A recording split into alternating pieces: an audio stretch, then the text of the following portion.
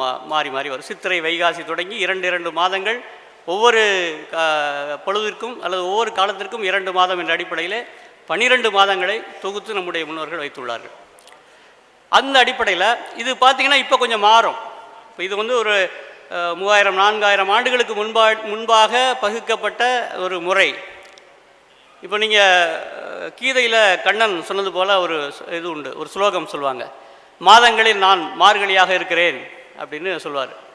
நம்முடைய பாடல் கூட ஆண்டாள் திருப்பாவையில் மாதம் மார்கழி என்பதுதான் மிக முக்கியமான அந்த பாவை நோன்பிற்காகவும் பெண்கள் சிறப்பாக கொண்டாடப்படுகின்ற ஒரு மாதமாக மார்கழி சொல்லப்படும். ஆனால் இந்த மார்கழி மாதம் என்பது டிசம்பர் ஜனவரி அப்போ கடுமையான குளிர். நீங்கள் வட மாநிலங்களில் கடுமையான அது கொண்டாட முடியாது, ரொம்ப வீட்டுக்குள்ளே மூடிக்கிட்டு உட்காந்துருக்கக்கூடிய ஒரு காலம். அப்போ எப்படி கண்ணன் சொல்ல முடியும் அது மாதங்களில் நான் மார்கழியாக இருக்கிறேன்?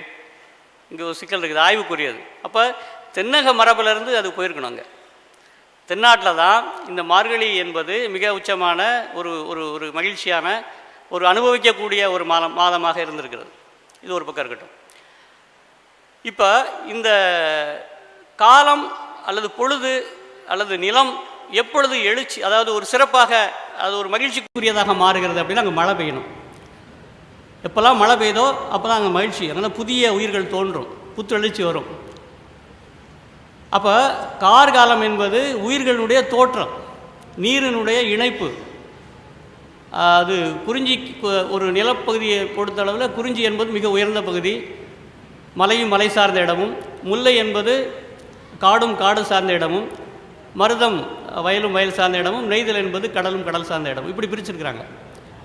இப்போ இந்த குறிஞ்சி நிலத்தில் பெய்கின்ற மழை நீரானது அங்கே புணர்கிறது, அந்த உரிப்பொருளில் புணர்ச்சியை வைக்கிறார் தொல்காப்பியர். குறிஞ்சி நிலத்தினுடைய அடிப்படையான ஒரு உணர்வுகளில் ஒன்றாக புணர்ச்சி. அதை இப்படி நீங்கள் சூழலியல் கண்ணோட்டத்தில் பார்த்தீங்கன்னா நீரானது மழை பெய்த மழையினுடைய நீரானது அந்த குறிஞ்சி நிலத்தில் புணர்கிறது. இல்லிருத்தல் முல்லை, முல்லை நிலத்திற்கு இருத்தல் என்கின்ற ஒரு உரிப்பொருளை கொடுக்கிறார். பொதுவாக 3ஆக பிரிக்கிறோம். முதற் பொருள், கருப்பொருள், உரிப்பொருள், 3 அடிப்படையில் நம்ம தொல்காப்பியத்தில் திணை கோட்பாடு என்பது உருவாக்கப்படுகிறது.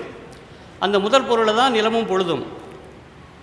கருப்பொருள் என்பது அங்கே இருக்கக்கூடிய பண்பாட்டுக்கூறுகள், தொழில்கள், உயிர்கள், விலங்குகள், பறவைகள், அதெல்லாமே தெய்வம் உணாவே மா மறை புல் செய்தியாளின் பகுதியோட என்று தொல்காப்பியம் சொல்கிறது. அங்கே கடவுள் என்பது ஒரு கருப்பொருள், ஒரு பகுதி.